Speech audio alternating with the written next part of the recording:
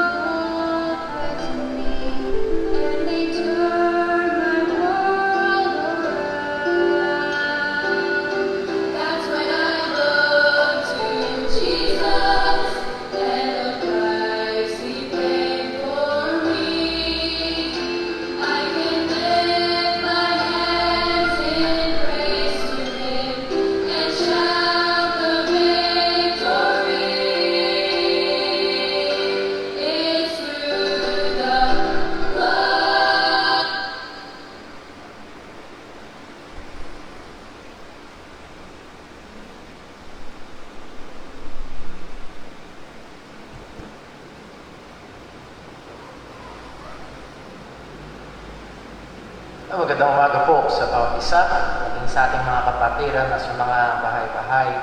Tayo po ay nagpapasalamat sa Diyos. Nagkaroon po tayo nagkakataon, muli, magdaos ng pagsamba. Though as of now, hindi pa rin tayo makapagtipon-tipon as a full congregation. And we are looking forward, Lord willing, next Sunday, where the restrictions of the government will be a lot mas maluwag yung restrictions ay makapagtitipon ng may 50% ng capacity ko ng ating bahay sa bahay. We are excited. We are looking forward. Ramdam ko at naririnig ko ho ang ating mga kapatiran at papahayag ng talagang labis na desire. Minsan may kapatid tayo sa Panginoon na kausap ko talagang sabi niya, iba talaga, iba talaga. yes, meron tayong live stream, yes, nakakapakilig, pero iba talaga na pag nakakasama ang mga kapatiran. And pag-aralan natin why. Because God designed it so. Yun ang disenyo ng Panginoon. Nawa ay eager tayo, nawa ay prayerful tayo, nawa we are looking forward and excited na magkatipon-tipon tayo. Pero bago tayo dumako sa ating panawagan o tawag sa pagsamba, muna nais nating batiin si Brother Danny Cubol. I believe it is your birthday today. So happy birthday po, Brother Danny. Nakasama po natin sila noong ating prayer room last Friday. So happy birthday. At kung meron pa po tayo mga kapatid ng mga kaarawan, please do let me know para mabati po natin sila. And then also, pag-pray po natin patuloy ang ating mga kapatiran. Pag-pray po natin ang result ng CT scan ni Sister Jinjin ay lumabas na agad. At hanggat hindi lumalabas yun, hindi siya makakapag-chemo. And as far as I know, medyo late na, medyo nalilate na yung kanyang pag-chemo dahil sa tagal lumabas ng resulta. So, nakasama ko yan sa panalangin. And then also, yung kanyang kalusugan, yung kanyang sakit na nararamdaman, nandun na at kapatid si Brother Day. Salamat sa Panginoon sa ibang nating mga kapatiran na nagpapahayag ng Panginoon ng pagkilos, pagpapagaling, provision ng Panginoon. So we praise God for you. And also, salamat po sa mga nag-pray sa ating home renovation and reinforcement ng ating church. So, mas matibay na po ang ating bahay-sambahan. And humanly speaking, mas maganda na po ang ating bahay-sambahan. Tinanong natin talagang maganda. Blessing, biyaya ng Panginoon. Salamat po sa mga ginamit ng Diyos para mangyari mo ito. Though yung ilang mga maliliit na mga bagay na lang aayusin o kumpletuhin ng ilang mga ilaw. So, purihin ang Diyos sa mga ito. And I believe, kanina ho, pasensya na, nakalimutan kong ibigay yung virtual tour. No, willing mamaya pagkatapos ng ating gawain pagsamba. So, pag-pray mo natin ang bawat isa.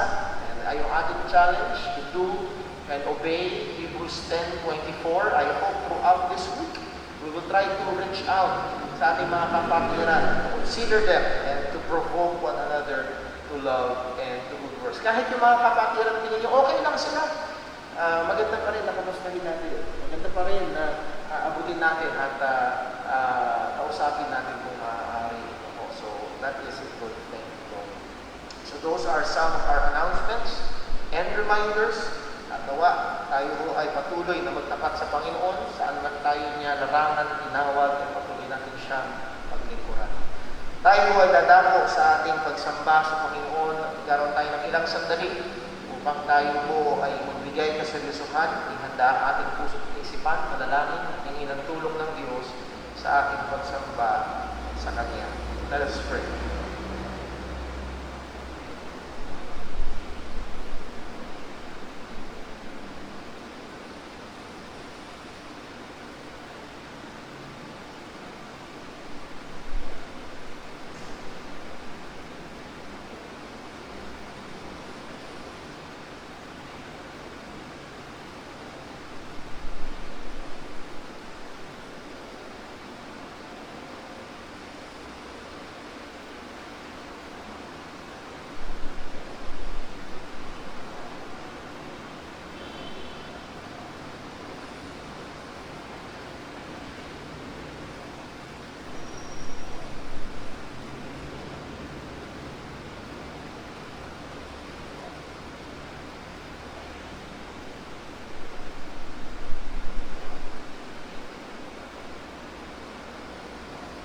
Nalangin po tayo. Panginoon namin Diyos, sa aming Ama sa langit, kami po ay nagpapasalamat sa iyo. Sa iyong kabutihan sa amin. Sa iyong habag sa amin. Sa iyong biyaya sa amin. Lalo at una sa lahat, sa iyong pagliligtas sa amin, Panginoon. Sa katotohanan na bago pa itatagal sa libutan, kami pinili mo na para sa iyo. At ibinigay mo ang iyong buktong na anak upang magbayad ng aming mga kasalanan. At kumilos ka sa pamamagitan ng Banal na Espiritu upang kami ay ipanganak na muli. At kami ay binigyan mo ng pananampalataya upang kami ay maligtas. Ama, mula simula hanggang dulo, lahat ng ito ay gawa mo at biyaya. At pinupuri ka namin at sinasamba ka namin sa mga bagay nito. Ngayon, O Diyos, tulungan mo kami. Sadyang mahina ang aming katawan, marupok, Panginoon, kaming mga tao. Alalahanin mo na kami gawa sa alikabok at nahandoon, Panginoon, ang pangangailangan, labis ng iyong tulong, ng iyong biyaya, maging sa aming pagsamba. Naroon ang pakipaglaban sa laman. Naroon, Panginoon, lalo na sa mga kapatira na namin na sa mga bahay-bahay. Noon na maraming mga distractions, Panginoon, na umaagaw ng pansin. O tulungan mo kami na malituon ang aming puso at kaisipan sa iyo. Lord, kagaya ng amin na pag-aralan kayo ng umaga sa isang espesyal na paraan, paunawa mo sa amin, paalala mo sa amin at oo, Panginoon, iparanas mo sa amin na naririto ka, nakasama ka namin, nakasama ka ng aming mga kapatiran sa mga tahanan, na hindi ka limitado ng lugar, na oo, maaari kami ay limitado sa aming mga pagkilos at hindi kami makapagtipon-tipon kagaya ng iyong sinabi. Pero hindi na nilimitahan ang iyong presensya, ang iyong kapangyarihan sa buhay ng mga anak mo.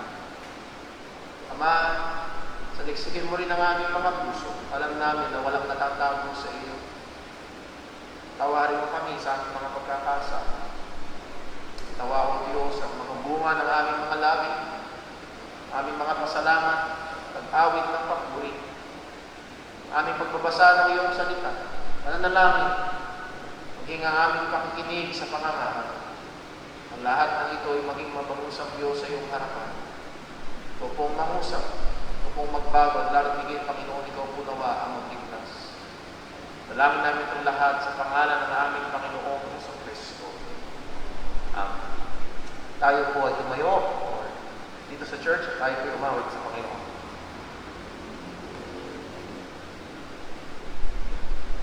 Tayo po yung awit.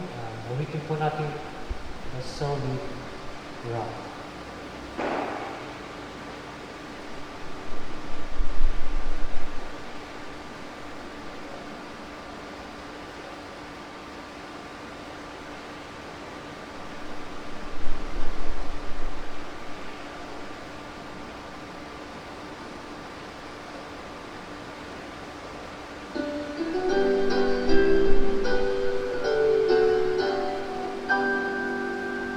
Maroon is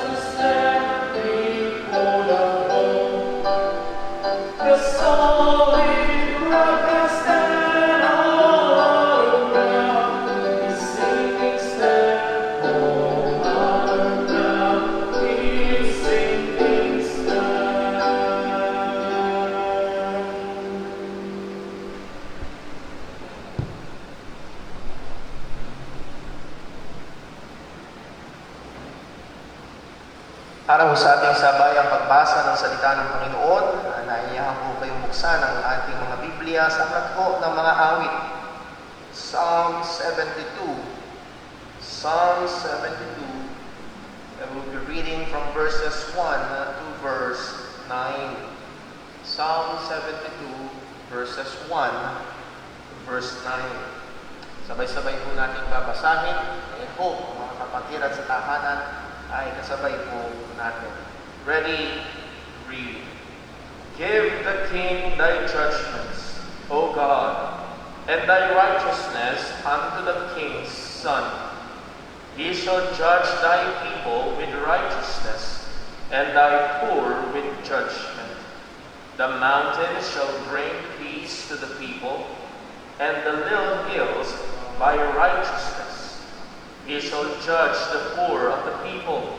He shall save the children of the needy, and shall break in pieces the oppressor. They shall fear thee as long as the sun and moon endure, throughout all generations. He shall come down like rain upon the mown grass, as showers that water the earth.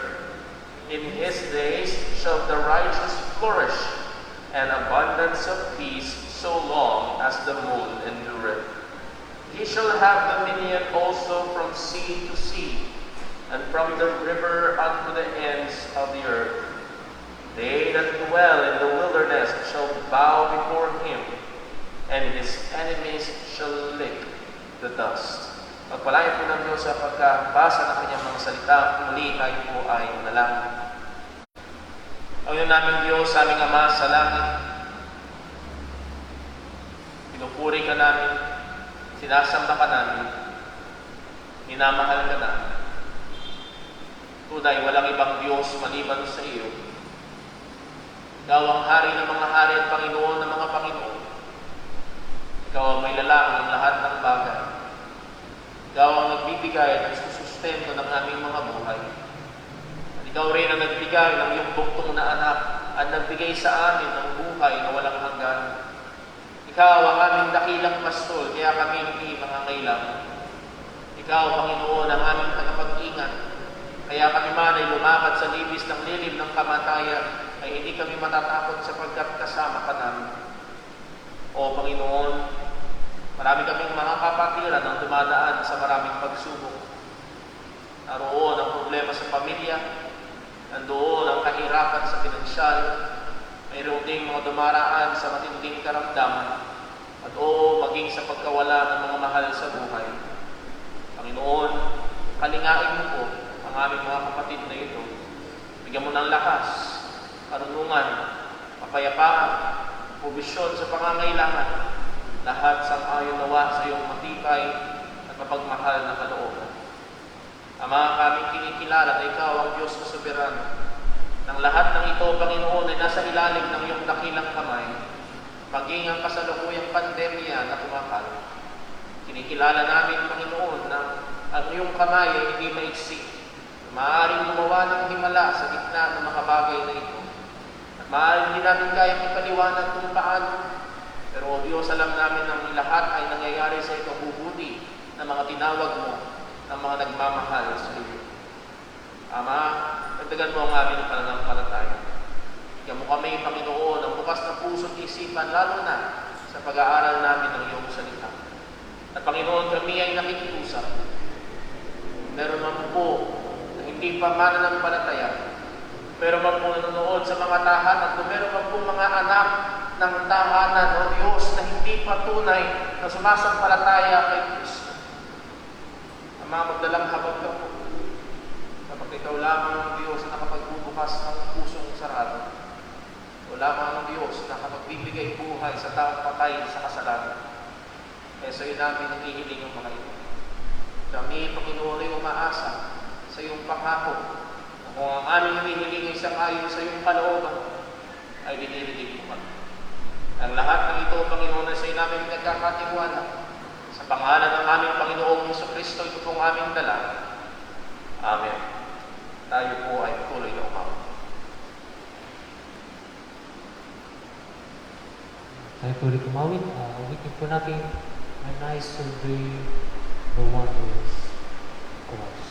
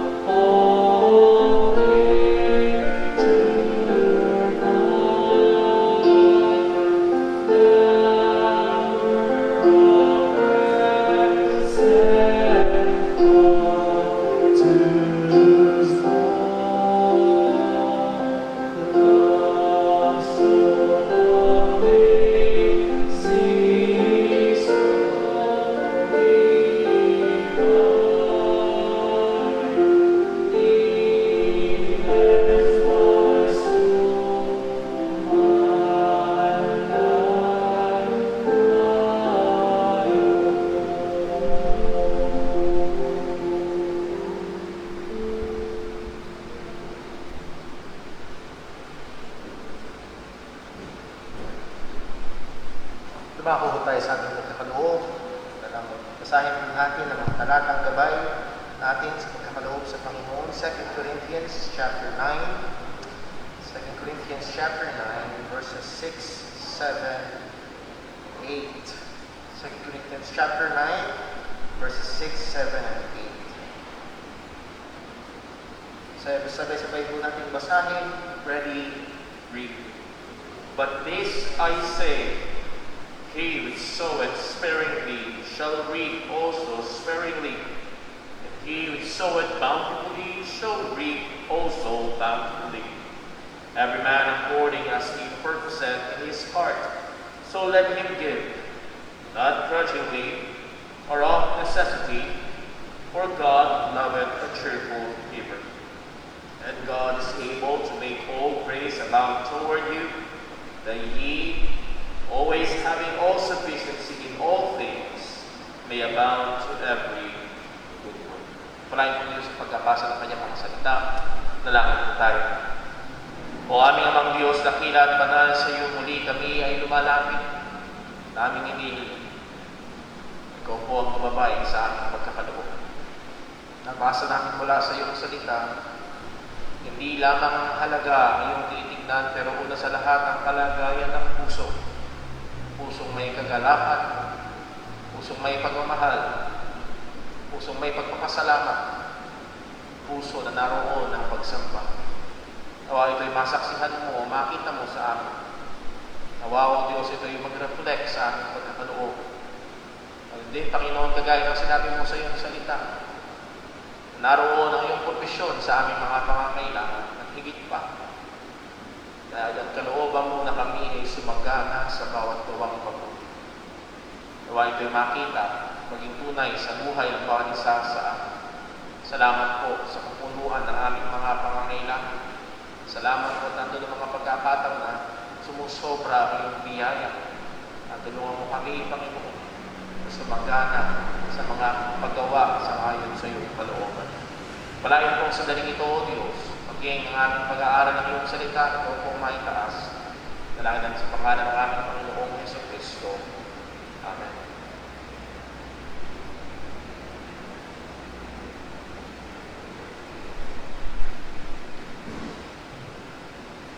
Tayo tuloy tumawid. Awitin po natin, Now I belong to Jesus.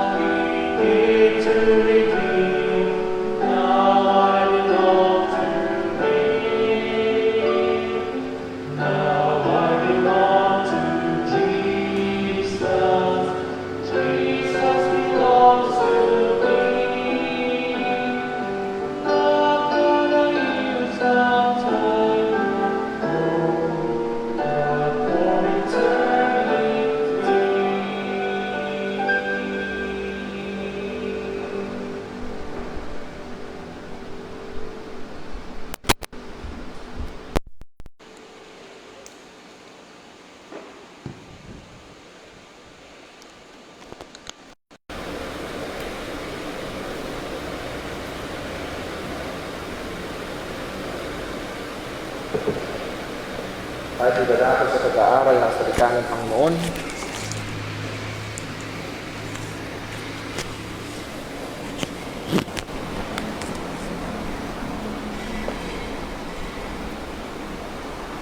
$532 billion US dollars. Kung ito hong numerong ito ay hindi abot ng ating pagkalkula, this is 26 trillion, 26.6 trillion pesos. Kung sakaling hindi pa rin ito maabot ng ating imahinasyon, ang budget ng gobyerno ng Pilipinas last year ay, kung di ako nagkakamali tanda, 4.2 trillion pesos. So that means, ang figure na sinabi ko ho, 532 billion US dollars is 6.5 times ng isang taong budget ng gobyerno ng ating bansa. And no, hindi ito ginamit panglaban sa COVID-19. No, hindi ito ang bilang ng pera na ginamit pangpakain sa mga naghihirap. Ito ang dami ng pera na ginastos sa cosmetic industry, sa mga pagpapaganda, make-up, at kung ano-ano pa. At alam mo natin, especially ang mga kababaihan ay gumagastos ng maraming effort at maraming pera. Now, I'm just saying na kababaihan lamang, pero most of them ay mga kababaihan, meron ding mga kalalakihan. Pero gumagastos at gumugugol ng maraming effort at pera para magmukhang maganda at magmukhang manatiling bata. Dagdag mo pa dito ang fashion industry na nahando ng damit, hando ng mga bags, ang sapatos at mga alahas at kung ano-ano pa. At sa mga figura ho na ito, mga numerong ito, ay masasabi ho natin na ang sanglibutan ay nagtagumpay sa pagpapahayag ng ideya, sa pangungubinsi sa mga tao na ang kagandahan ay yung nakikita sa labas. At kaya marami mga tao ang gumagastos ng bilyong-bilyong mga halaga upang manatiling maganda sa labas. Now, I'm not saying na ang pagmumukhang maganda ay kasalanan o masama. Kagaya ng aking asawa na natural na maganda. At walang magsasabing hindi yun totoo. Nevertheless, ang mahirap ay kapag ito na ang ating prioridad. At nakakalungkot sabihin na tila baga maging ang mga mananampalataya o ang mga nagpapakilalang Kristiyano, tagasunod ni Kristo ay sumusunod sa tugtugin ng sanlibutang ito. Na ang tunay na kagandahan ay nakabase sa nakikita sa balat. Or true beauty is just skin deep.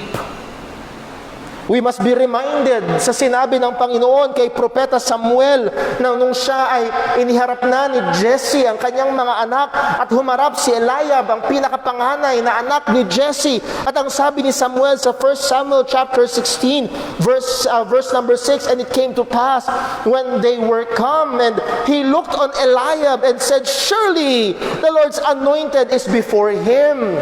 Nung nakita ni Samuel si Eliab, ay ito na, sigurado, ito na ang pinili ng Diyos na hari, ito na. Pero ang sabi sa kanya ng Panginoon, but the Lord said unto Samuel, look not on his countenance or on the height of his stature. Huwag mo tignan ang kanyang itsura, huwag mo tignan ang kanyang tangkad, because I have refused him. For the Lord seeth not as man seeth, for man looketh on the outward appearance, but the Lord looketh on the heart. Ang tao, kadalasan ay mas nakatingin sa panlabas. Pero ang Diyos, ang unang konsiderasyon ay ang nasa loob, ang nasa puso. At si Apostol Pedro ho na sumulat sa mga Kristiyanong nagsikalat dahil sa pag-uusig, ay kanyang sinasabihan sila na mamuhay ng isang mabuting pamumuhay sa harapan ng mga hentil, and that is ng mga hindi mananampalataya, upang ang kanilang paraan ng pamumuhay ay maging supplement sa pagwu-witness ng Ebanghelyo.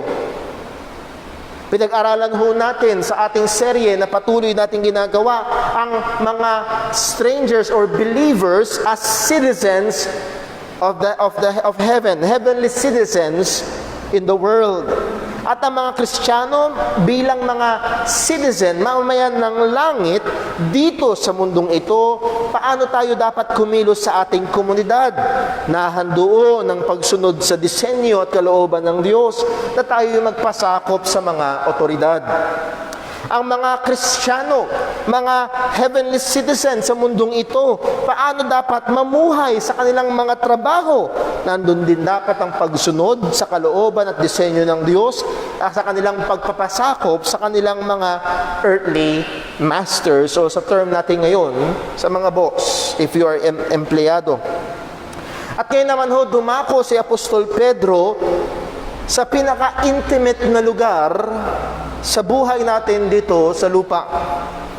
Heavenly citizens in our home, sa ating mga tahanan.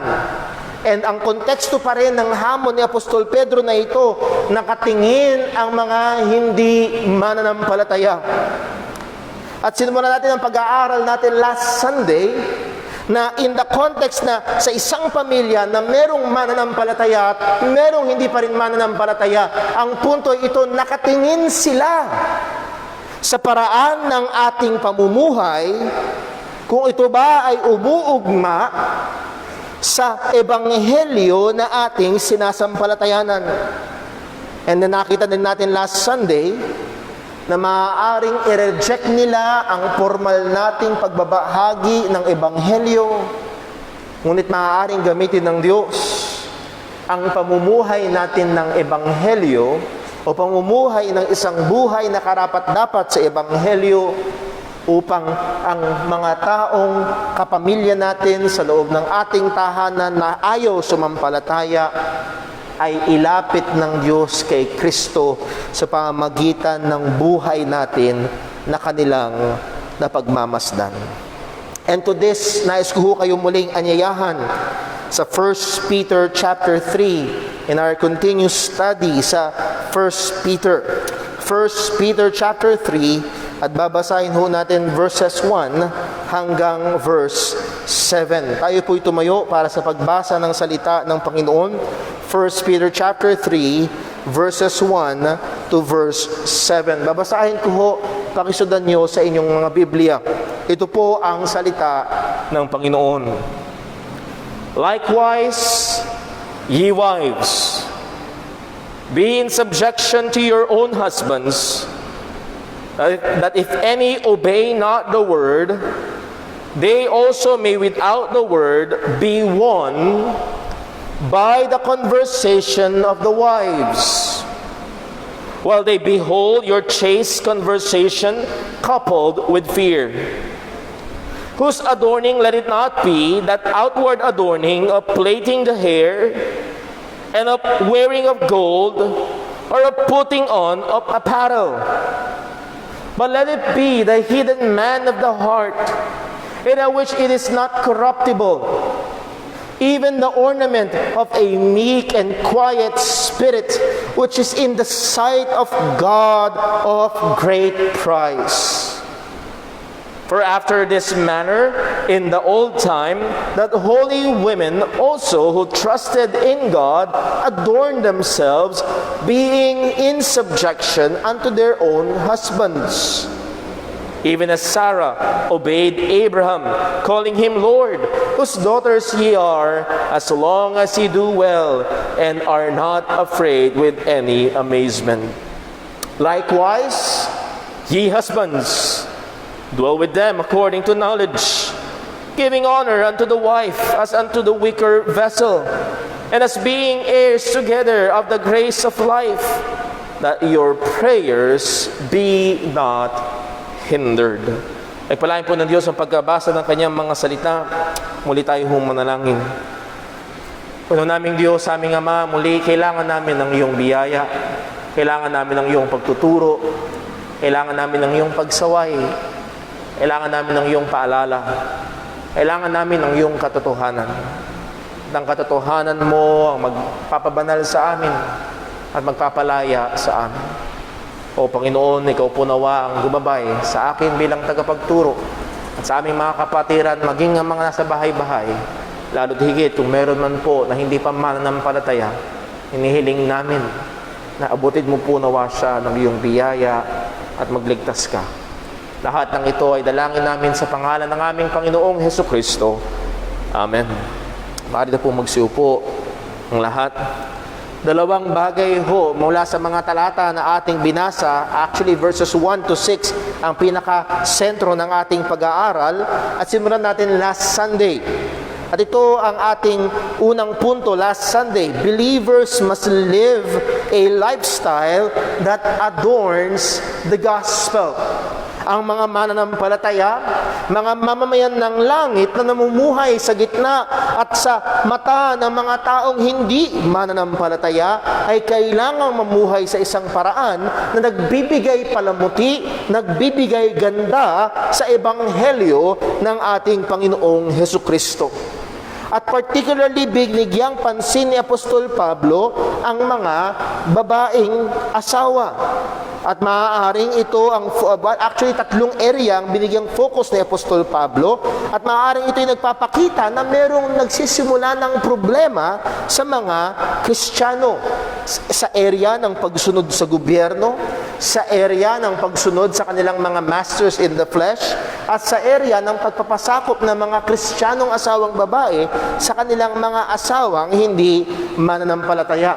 So please take note that the relationship is always Christian to non-Christian, Christian citizens to a non-Christian government, Christian workers to a non-Christian employers, Christian spouse to a non-Christian spouse. That is the context. At ang sabi ni Apostol Pedro, we must live an honorable life. We must live a good life. We must live a good testimony sa harap Kristiyano. And again, ang mga hindi Kristiyano ay wala lang, at hindi lang sila nasa labas, meron ding hindi Kristiyano sa loob ng pamilya. It may be ang iyong mga anak, it may be ang iyong asawa, it may be kung kasama mo ang extended family, ang mga lolo't lola, mga tito-tita, mga pinsan. And you can go even sa iyong mga kapitbahay, sila ay nakatingin sa paraan ng ating pamumuhay. At kagaya ng sinabi ho natin, higit sa malamang ay nagsisimula na ang problema ng pag-abuso sa kalayaan na meron tayo kay Kristo. If you remember, coinciding with our study with 1 Timothy chapter 6, na ang sabi ho ni Apostol Pablo, sa Galatians, ang sabi ni Apostol Pablo, huwag nating abusuhin ang kalayaan natin kay Kristo. At paalala niya sa 1 Timothy chapter 6 verses 1 to 3 na huwag magturo ang sinuman ng taliwas sa tinuturo. Ano ba ang tinuturo? Ang mga Christian servants to submit even to their unchristian masters in the flesh. At ibig sabihin, may nagtuturo ng taliwas dito. Maaaring sa church may nagtuturo na hindi mo na kailangang sundin ng gobyerno sapagkat si Jesus ang iyong hari. Maaaring sa church may nagtuturo na hindi mo na kailangan magpailalim sa iyong earthly superior or earthly master because Christ is your master. Maaaring sa church may nagtuturo, ang mga asawang babae di na kailangang sumunod sa kanilang asawang lalaki sapagkat ang ulo na nila ay si Kristo. And again, this is but twisting the truths and misapplying the truths of God. So narito ho ang malilinaw na kalooban ng Panginoon ng mga Kristiyanong babae, particularly sa context ng ating pag-uusap, but it's not limited. The application is not limited. This can also be applied kung ang Kristiyano ay yung lalaki at yung misis ang hindi Kristiyano. This can also be applied kung ang Kristiyano ay yung mga bata at yung mga magulang, or vice versa, ang mga magulang ang Kristiyano at ini-evangelize nila ang kanilang mga anak. At ang prinsipyo hong ito na ang katotohanan sa pamamagitan ng ating pamumuhay sang-ayon sa disenyo at kautusan ng Panginoon ay bibigyan nating palamuti o mas magiging kaakit-akit, katanggap-tanggap at gagamitin ito ng Diyos sa kanila upang ang Ebanghelyo ay tanggapin nila. Kagaya ng paalala ni Apostol Pablo na sinabi niya kay Titus chapter 2 verse 9, ang sabi niya sa mga Christian servants, exhort servants to be obedient unto their own masters and to please them well in all things, not answering again, not forlorning, but showing all good fidelity. Why? Bakit kailangan itong gawin ng isang Kristiyanong alipin? Ang sabi ni Apostol Pablo sa verse number 10 ng Titus chapter 2, that they may adorn the doctrine of God our Savior in all things.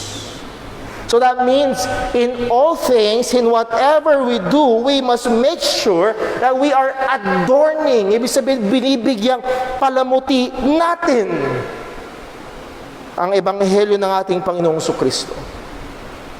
Ang pinakamaganda, ang pinakadakila at pinakamabuting balita para sa kaligtasan ng mundo ay kailangan tayo mga Kristiyano na namumuhay sa paraan nagbibigay tayo ng palamuti dito. Sa ating komunidad man, sa ating lugar trabaho man, at maging sa harapan ng ating mga mahal sa buhay na hindi paligtas, na binibigyan pansin ang ating paraan ng pamumuhay.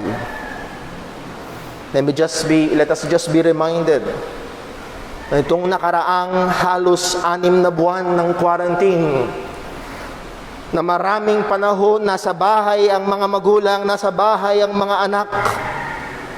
It is an extended time na maobserbahan nila kung paano tayo namumuhay.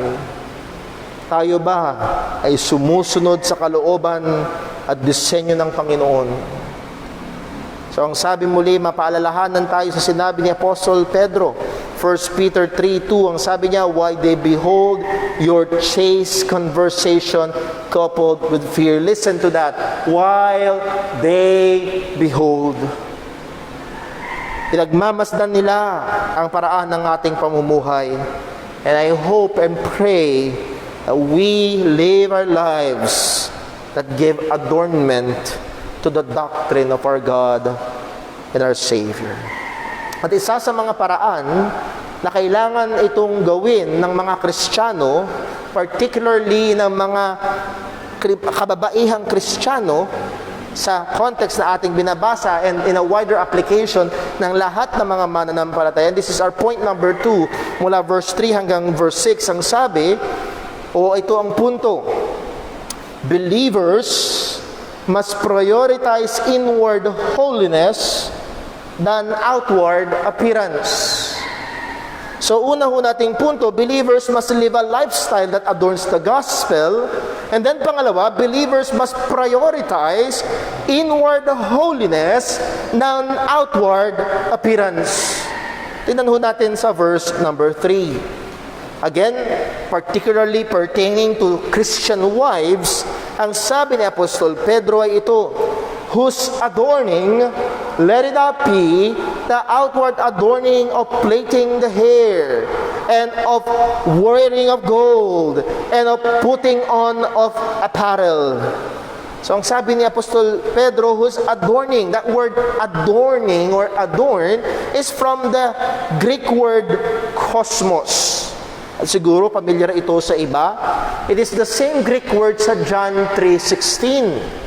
That word, world, for God so loved the world, the cosmos. Itong Greek word na ito, it can mean earth, the rounded earth, the inhabitants of the earth, government, the whole world or the whole universe, or itong world na cosmos may also mean to a harmonious arrangement. Parang yung ating kapatid na si Brother Junjun, nag-a-arrange siya ng bulaklak. Hindi kung paano na lang ang tusok, meron niyang harmonious arrangement. Para pag tinitan mo yung arrangement, wow, ang ganda. At yun yung gamit nitong word na cosmos. Adornment. Ito ay palamuti, ito ay pagpapaganda. At ang sabi ni Apostol Pedro, na ang mga Kristiyanong babae in particular and lahat ng Kristiyano in general, our adorning must not be the outward adorning. Na ang prioritasyon ng Kristiyano ay hindi ang panlabas na pag-aayos, ang panlabas na pagpapaganda. Nagbigay ng ilang mga halimbawa si Apostol Pedro. Adorning of plaiting the hair, pag-aayos ng buhok, hairstyle. At hindi lang yun, kung ngayong panahon na ito, ipapakita mo ang iyong yaman sa pamamagitan ng cellphone na daladala mo, o sa pamamagitan ng coaching dinadrive mo, o sa pamamagitan ng bag na daladala mo, isa sa paraan ng pagpapakita ng estado ng yaman ng mga kababaihan noon, o ganda nila, is sa paraan ng pag-aayos nila ng buhok. At isa sa mga sinasabitan nila ng mga alahas at palamuti ay ang kanilang mga buhok. Plaiting the hair. Or, hindi lang yun, and of wearing of gold. Pagsusuot ng ginto. Pagsusuot ng mga alahas na gawa sa ginto. Now, maaaring pilosopihin na iba. Well, Brother Paul, silver yung akin. Well, kasama yun sa application. Yung mga alahas, mga palamuti. Now, meron hong mga tao na tinake ito in a very literal way na nagsasabi na, bawal ang pag-aayos ng buhok, bawal ang pagpapasalon, bawal ang pagsusuot ng mga alahas. At meron mga grupo ng relihiyon na nagbabawal ng mga bagay na ito. Pero guess what? Hindi nila pinagbabawal yung kasunod. Ano yung kasunod? Putting on off apparel. Paano magbabawal ang pagdadamit? So again, ang punto ho dito ay hindi entirely prohibition or general prohibition ng pagsusuot ng ginto o ng alahas sa pag-aayos ng buhok o pagkakaroon ng maayos na damit. Kung hindi, ang punto ng prohibition ho na ito is regarding prioritization or value. Ang pagbibigay ng priority, pagbibigay ng value. Ano ba ang inuuna natin? At kung yun ang inuuna natin, ibig sabihin yun ang mas mahalaga sa atin. Sa madaling salita, ang punto ni Pedro ay hindi absolutely bawal ka mag-ayos ng buhok, or absolutely bawal ka magsuot ng alahas, or absolutely bawal ka magsuot ng damit, or let's qualify it, magagarang damit. Kung hindi ang binibigyang punto ni Apostol Pablo, ang priority ng Kristiyano, ang dapat mas pahalagahan natin ay hindi ang panlabas, kung hindi ang panloob. Heavenly citizens must prioritize and give more value to inward beauty according to the standards of God. Ang mga mamamayan ng langit ay hindi dapat makitulad sa mga mamamayan ng sanlibutan. Ang mamamayan ng sanlibutan ay nakatingin lamang sa panlabas. Ang mamamayan ng sanlibutan, basta makinis, basta maganda, basta pasado sa standard nila, okay na. Pero let us again be reminded sa sinabi ng salita ng Diyos, ang Diyos ay hindi nakatingin sa panlabas, kundi nakatingin sa puso. At yun ang unang iprioridad dapat ng mga Kristiyano. Yun ang unang dapat bigyan ng mas matinding pahalaga ng mga mananampalataya ng ating Panginoong Hesukristo. The eyes of the Lord is upon the believer, in the community, in the workplace, and in the home. Ang mata ng Diyos ay nakatingin sa mananampalataya. And again, hindi lang ang hindi Kristiyano ang nakatingin, pinapaalala sa atin dito na nakatingin din ang Panginoon. Baka ho tayo masyadong maging lopsided. Alam niyo ho yun, living an honorable life among the Gentiles, talagang ginagawa ang lahat to please the unbelievers para maging mabango, para maging maganda sa harapan ng mga hindi mananampalataya. And we should not be, intentionally offensive.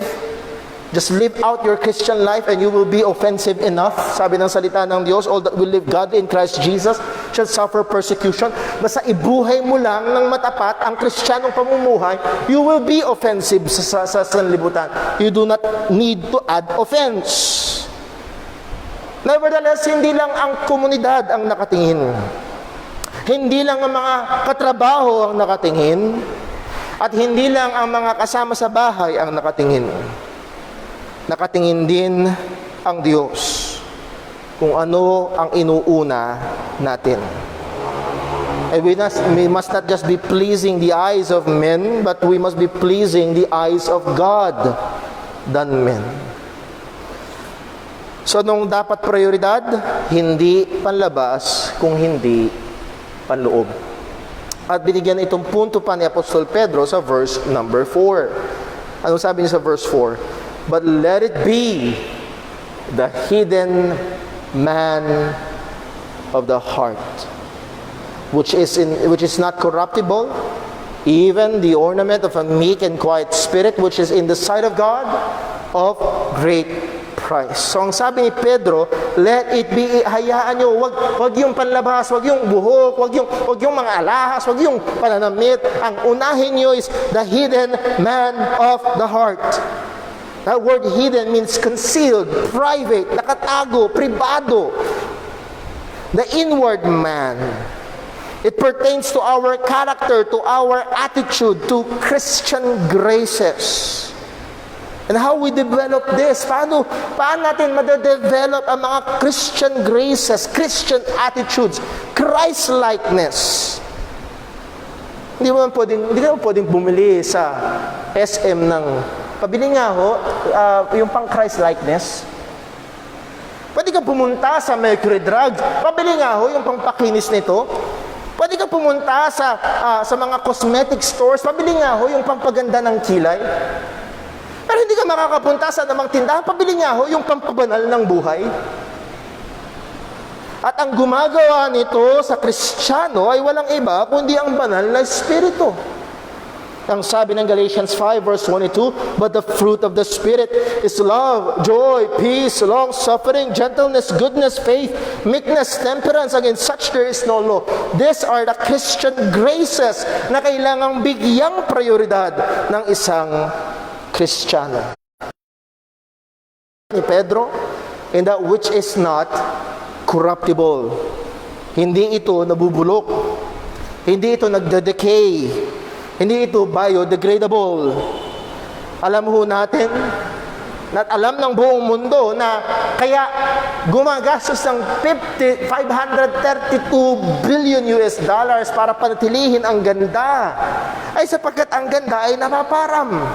Ang makinis na balat ay kumukulubot, ang magandang buhok ay nagkukulay puti, at ang makisig na katawan ay bumabaluktot, tumatanda, humihina. At ganoon na lang katindi ang gastos nila para mapanatili ang ganda. At alam natin na ito ay epekto ng kasalanan sa buhay at katawan ng tao.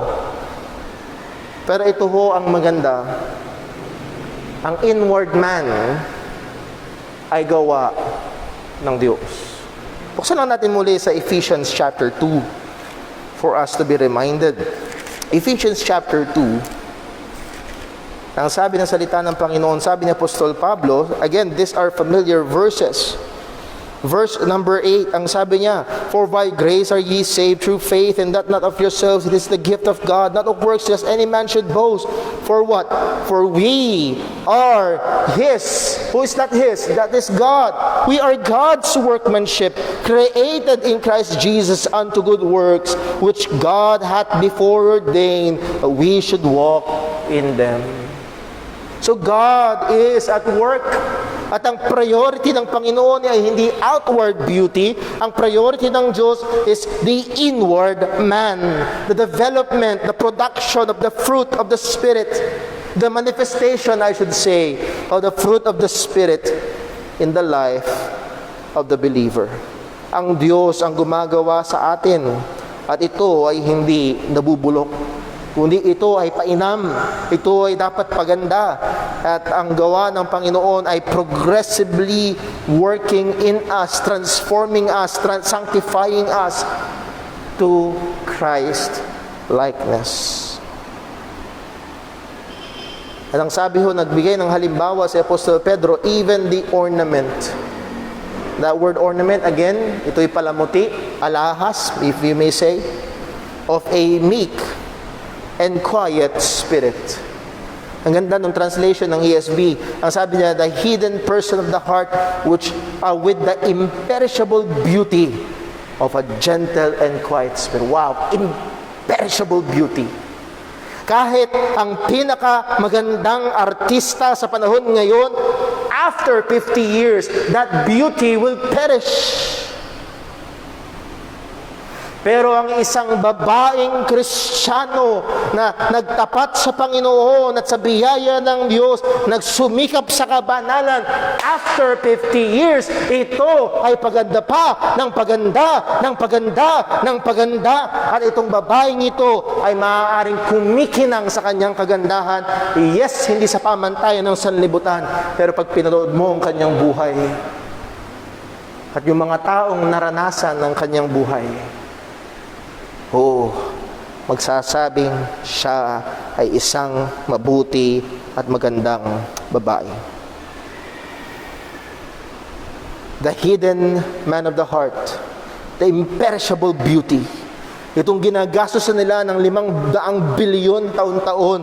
These are perishable beauties.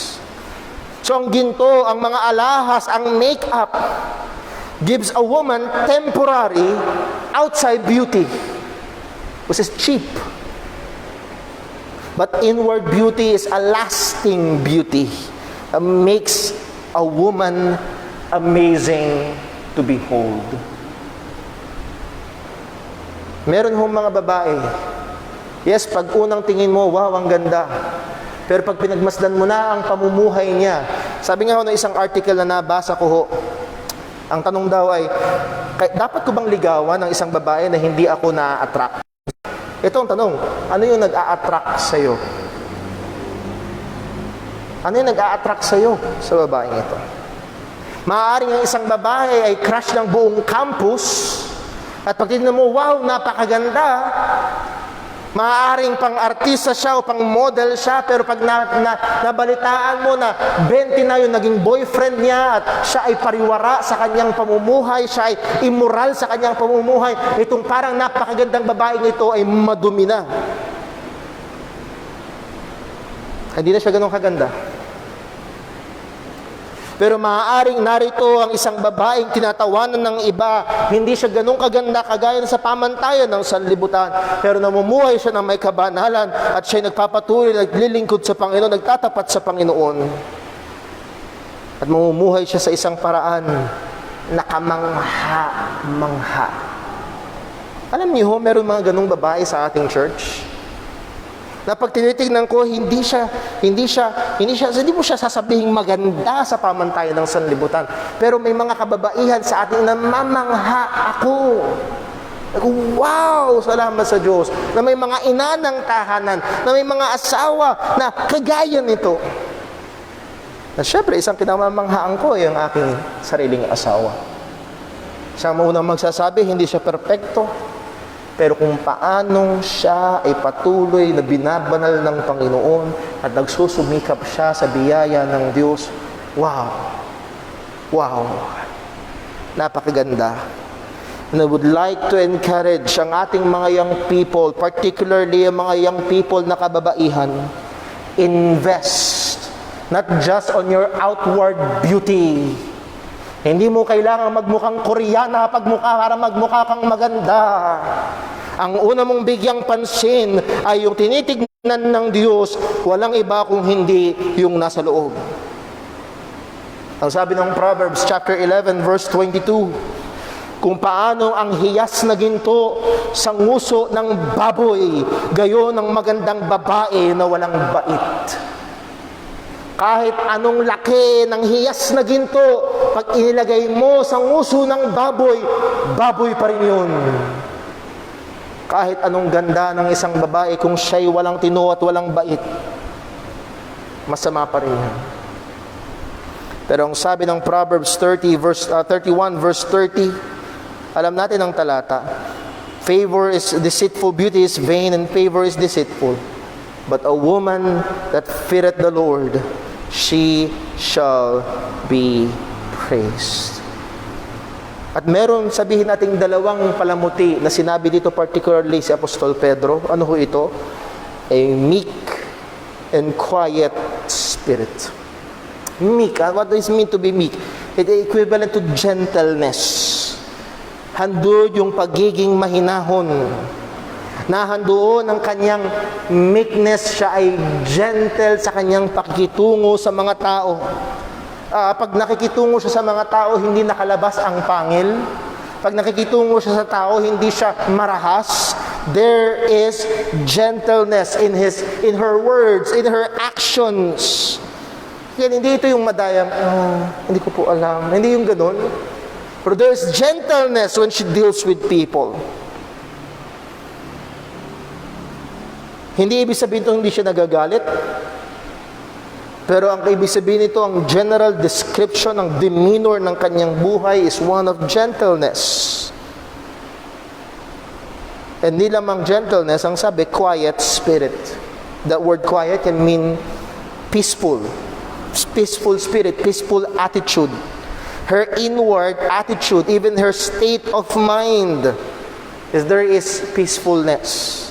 Andun yung kapayapaan. Ito ay kabaligtaran ng pagkainggit. Ito ay kabaligtaran ng kayabangan. Ito ay kabaligtaran ng walang control sa kanyang mga passions at gusto. There is peace, there is control, there is serenity, there is quietness in the way she conducts her life. So, meekness and quiet spirit. So let me encourage again the women in our church. Pray for this. Ito ay isang bagay, ang sabi ng salita ng Panginoon, which is in the sight of God of great price. Naalala ko, minsan sinare sa akin ng aking asawa, nakita niya sa Facebook, na isang sikat na babae, na asawa ng isang mas sikat na lalaki, na siya ay bumili ng bag na nagkakahalaga, kung din nagkakamali, 9.2 million pesos. Isang bag lang yun. 9.2 million pesos. Kahit anong ganda ng bag na yun, at maaaring maraming tao magkandarapat, mainggit na meron siyang ganong bag, yun ay baliwala sa harapan ng Diyos. Pero ang isang babaeng nagpapatuloy sa kabanalan, namumuhay sa biyaya ng Panginoon at nahandoon, yung sabi nga ni Pedro, a meek and quiet spirit, ang sabi ng salita ng Diyos, which is in the sight of God, maybe not in the sight of the world, but in the sight of God of great price. Ito ay malaking halaga. Ito ay matindi. Ito ay maganda sa tingin ng Diyos.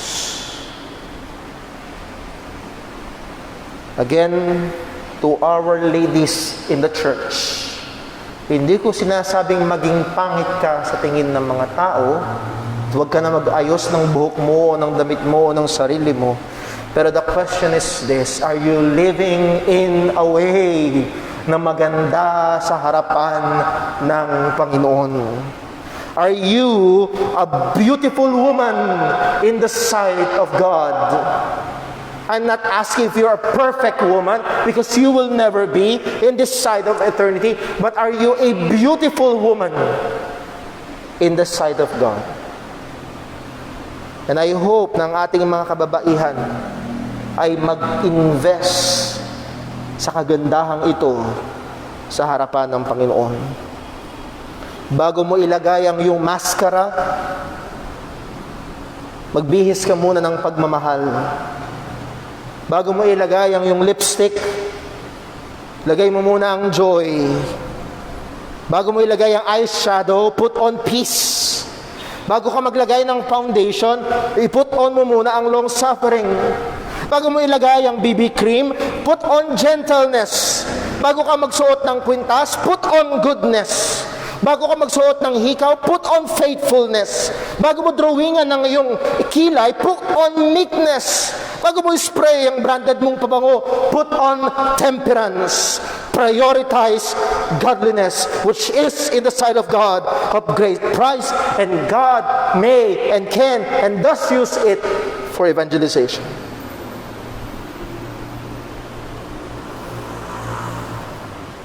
Sa tagal ng iyong inuubos na oras sa harapan ng salamin, I hope matagal din ang inuubos mong oras sa harapan ng salamin ng salita ng Panginoon. At nagbigay ng halimbawa si Apostol Pedro sa ating pagtatapos. Ang binigay niyang halimbawa ay si Sarah.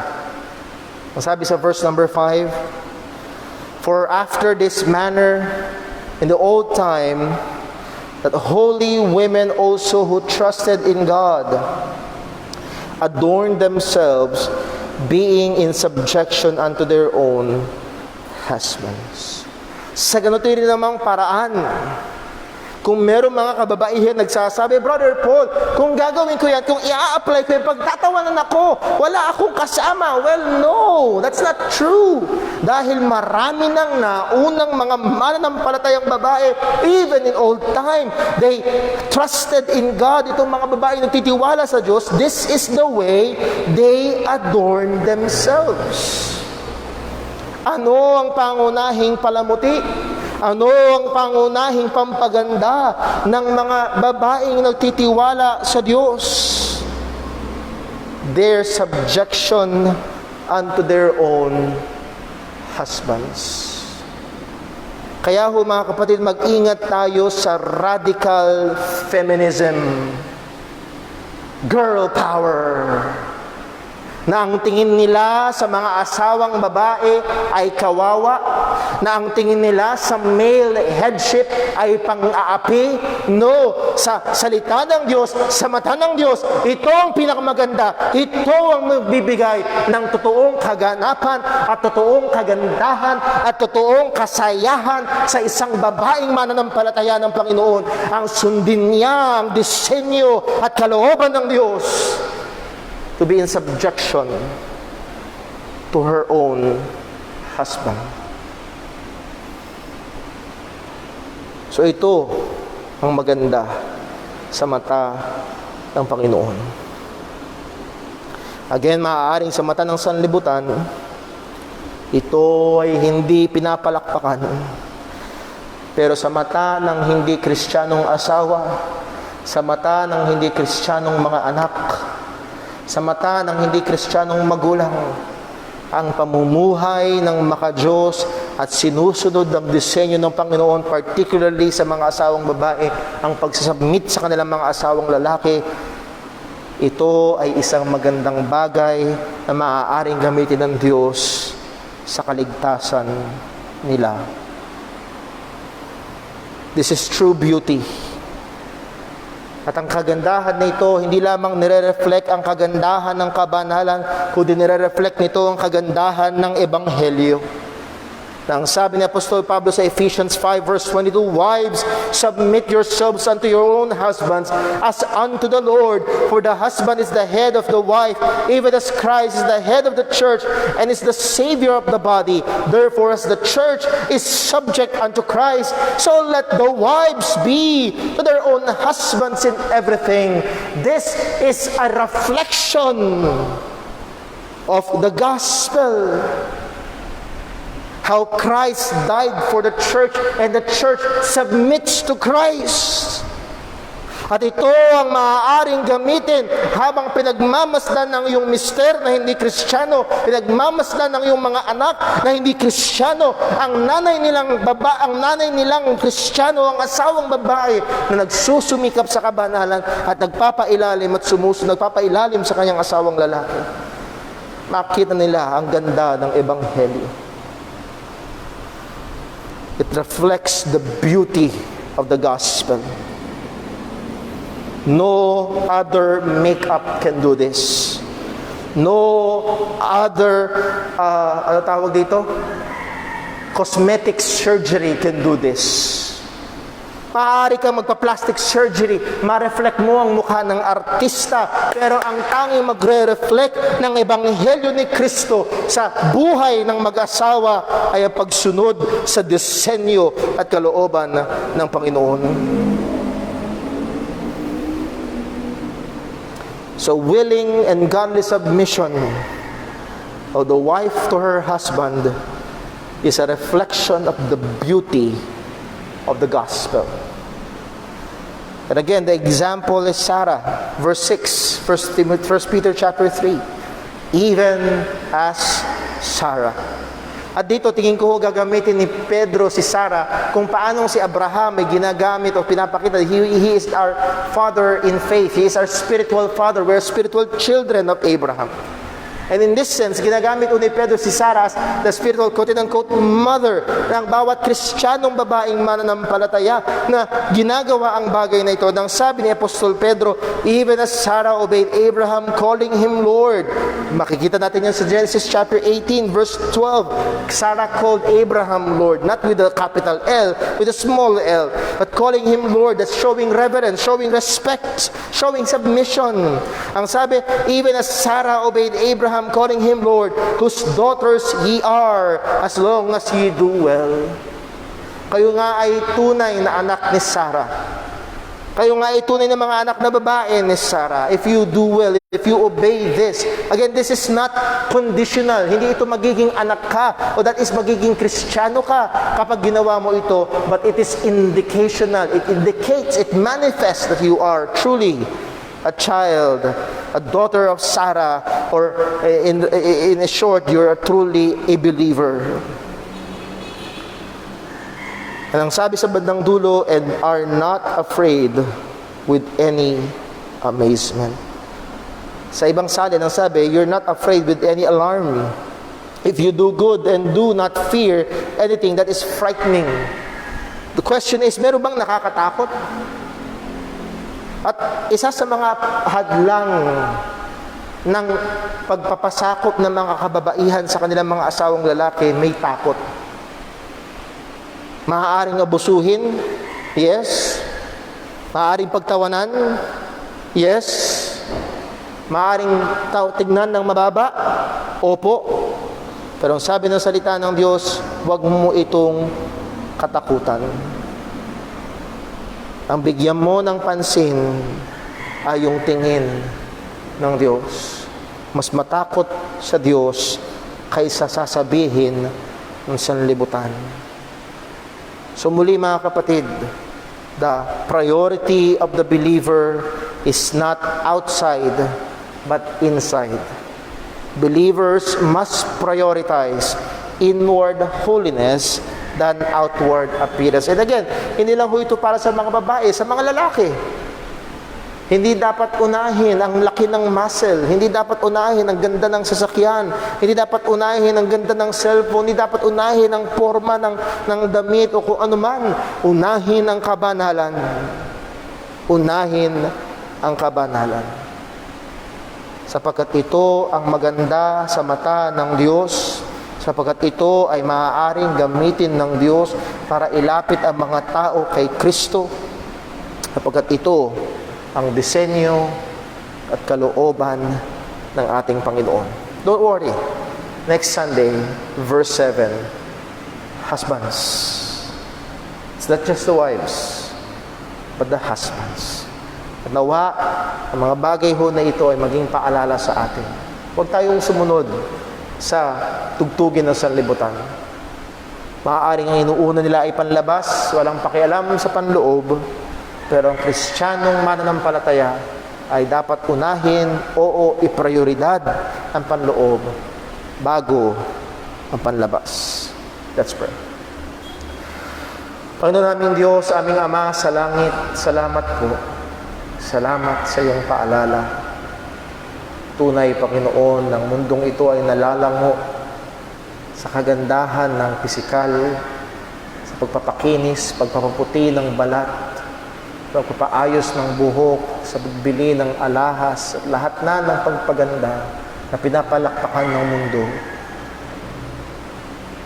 Pero hindi kabanalan. Ama, tulungan mo po, particularly, tulungan mo po ang mga kababaihan sa iglesyang ito. Tulungan mo po ang mga ina ng tahanan, maaring mga lola na, mga asawang babae, o maging mga kabataang babae sa aming iglesia. Palalahanan mo po na ang nakatingin ay hindi lamang mata ng sanlibutan, kundi nakatingin ng iyong mga mata at ang pinakamahalaga sa iyo ay ang panloob. Ang maganda sa iyong mata, O Diyos, is that meek and quiet spirit. And we pray, Panginoon, na kumilos ka po, hindi lamang sa mga kakababaihan, hindi maging sa mga kalalakihan, sa lahat ng iyong mga anak, na hindi kami umayon sa sanlibutan na inuuna ang panlabas. Kundi, Panginoon, sumunod kami sa iyong kalooban na binibigyang prioridad ang kabanalan, ang panloob.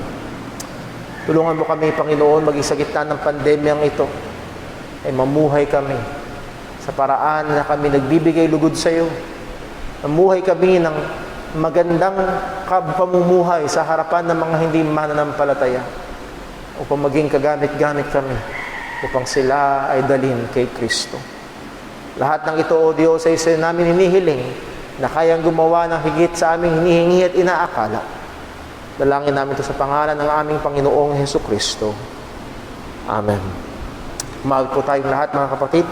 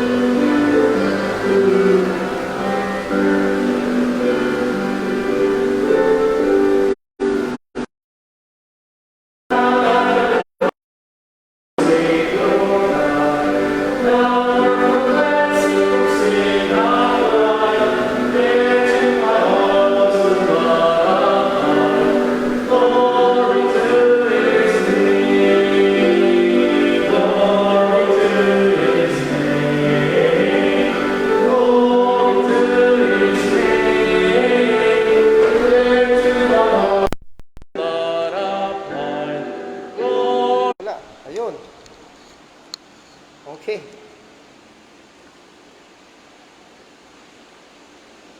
Pasensya na po mga kapatid sa bandang dulo na biglang nawala ng konti ang panamadali ang ating signal ng Wi-Fi. Maraming salamat po. Salamat po sa bawat tumunghay. At Lord willing, mamaya pong gabi, alas 6 sa luho. At again, just a reminder, hindi ko option na mamimili ka, nanood ako ng umaga yun sa gabi. It is our obligation to God to be present. Tuloy namin tayo ng pray natin, Lord willing, next Sunday, MGCQ, ay mas maluwag na, mas marami na tayo makakapag-ikot sa bahay, sa bahay. At kahit nangyari, ang ating kapatiran, if we are able, ay tayo po ay kita-kita rin kayo. I miss you all. So, huwag po kayo basta sa alis, at mag-iikot natin yung camera at sa church para kapagmasdan niyo po. Hindi pa po ito kompleto, meron pang ilang mga kulang, meron pang ilang mga limitisip, pero salamat sa Diyos at nakakamangha ang kondisyon na ito. Again, I love you all, I miss you all, and may God bless us all.